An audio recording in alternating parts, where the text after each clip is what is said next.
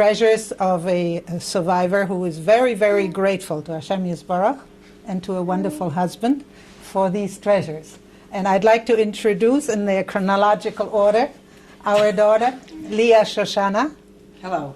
And she is here with a sampling of her 8 children. This is Tamar, our first Sabra grandchild. Next is Rachel Dvora.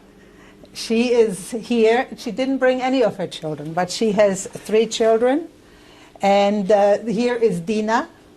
And she didn't bring any of her 6 children. And they're in school where and this is our one and only son, Ephraim David Becker, with his one and only wife. And they brought a sampling, of their 9 children, Baruch Hashem, and they are in chronological order: Tovale, Shifra, who looks like Tova, and Shraga, who looks like Shraga, and Yosef, who at the moment is the youngest of our grandchildren. Now, each of them have been raised by a survivor who has always talked about it. And so I have a feeling they may have something to say about their particular way of perceiving the Shoah. Okay. Go ahead. No, we should set up age order. I'm the Now, come on, don't waste time. No, this is not nonsense. I just want to say that I always felt that it was a privilege to be able to hear and talk about the Shoah in my home.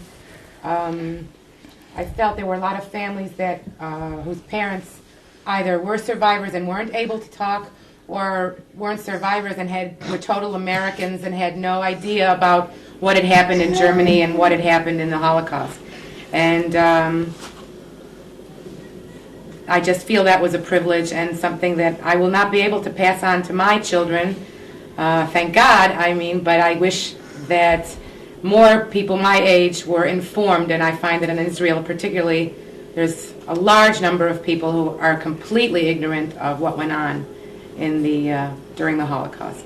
I do the best I can with my own children, but of course it's never the same.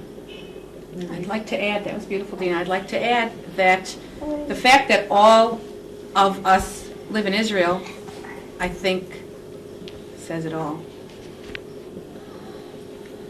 The Holocaust in our lives was so large that we didn't see it.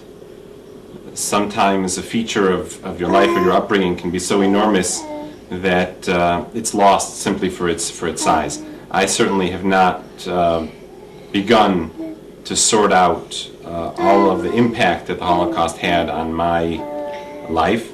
I recall being quite old, certainly 10 or 11, before I came to realize that there were youngsters in my class whose parents were not survivors. And it simply was a given for me that this was a feature of Jewish life, that one is the child of a or 2 survivors. Talk about your daughter's trip.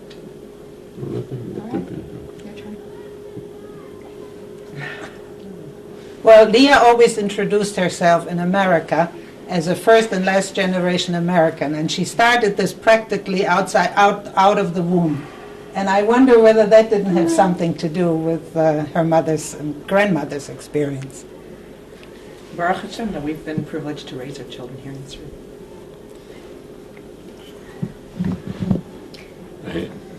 I've been living with history for 50 years.